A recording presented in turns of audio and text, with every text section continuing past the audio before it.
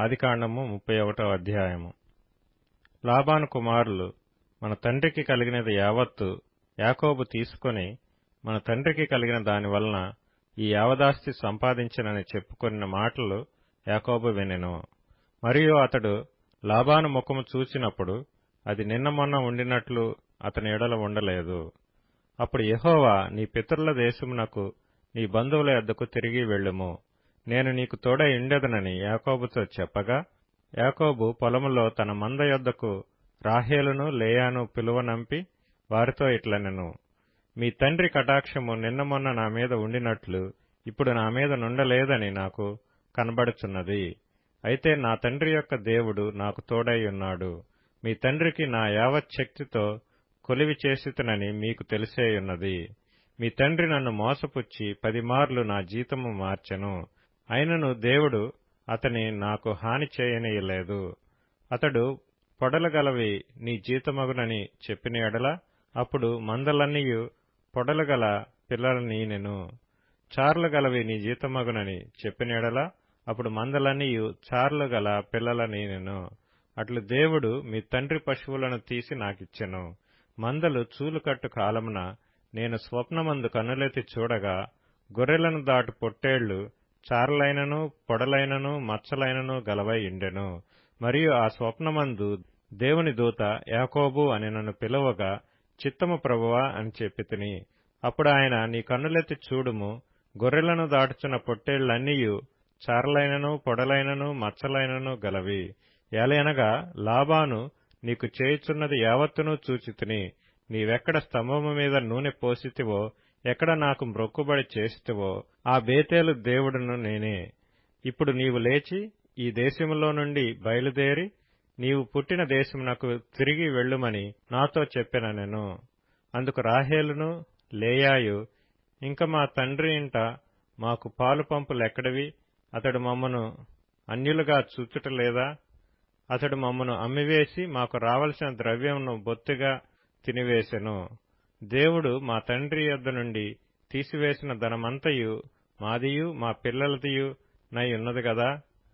కాబట్టి దేవుడు నీతో చెప్పినట్లెల్లా చేయమని అతనికి ఉత్తరమియ్యగా, యాకోబు లేచి తన కుమారులను తన భార్యలను ఒంటెల మీద నెక్కించి కనాను దేశమునకు తన తండ్రి అయిన ఇస్సాకు నొద్దకు వెళ్ళుటకు తన పశువులన్నిటినీ తాను సంపాదించిన సంపద యావత్తును పద్దనరాములో తాను సంపాదించిన ఆస్తి యావత్తును తీసుకొని పోయెను.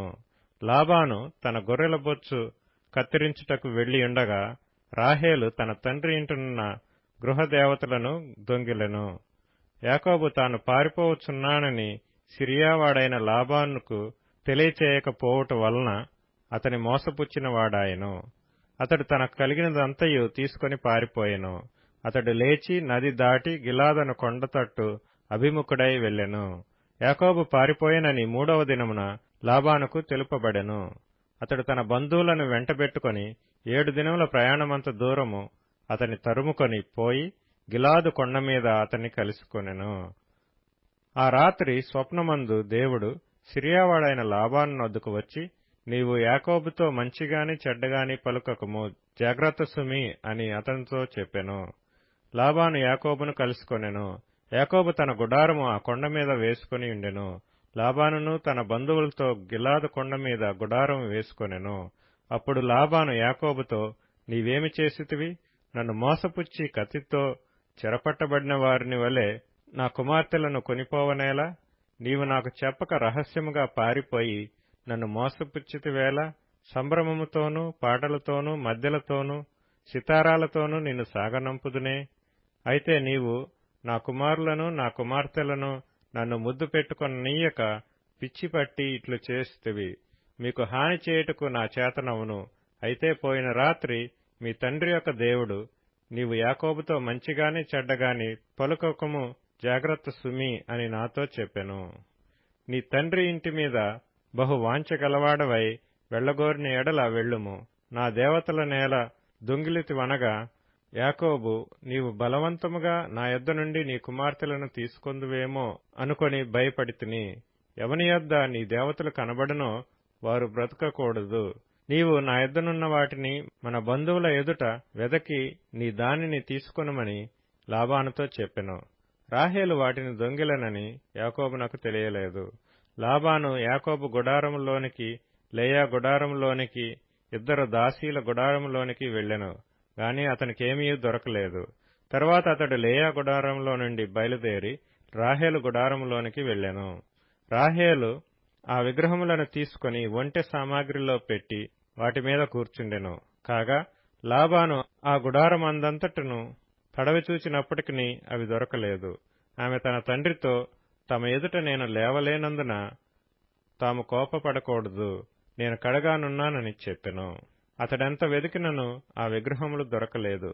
యాకోబు కోపబడి లాబానుతో వాదించి అతనితో, నీవిట్లు మండిపడి నన్ను తరుమునేలా? నేను చేసిన ద్రోహమేమి, పాపమేమి? నీవు నా సమస్త సామాగ్రి తడవి చూచిన తరువాత నీ ఇంటి వస్తువులలో ఏది దొరికెను? నా వారి ఎదుటను నీ వారి ఎదుటను అది ఇట్లు తెచ్చిపెట్టుము. వారు మన ఉభయుల మధ్య తీర్పు తీర్చుదురు.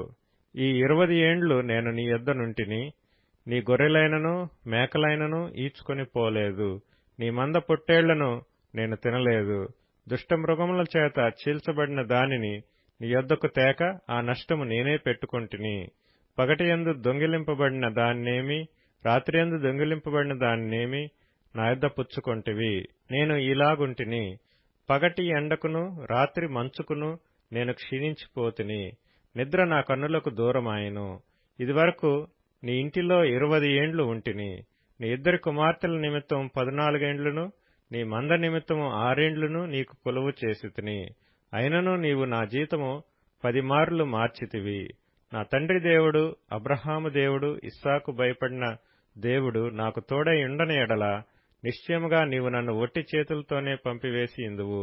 దేవుడు నా ప్రయాసమును నా చేతుల కష్టమును చూచి పోయిన రాత్రి నిన్ను గద్దించెనని లాబానుతో చెప్పెను.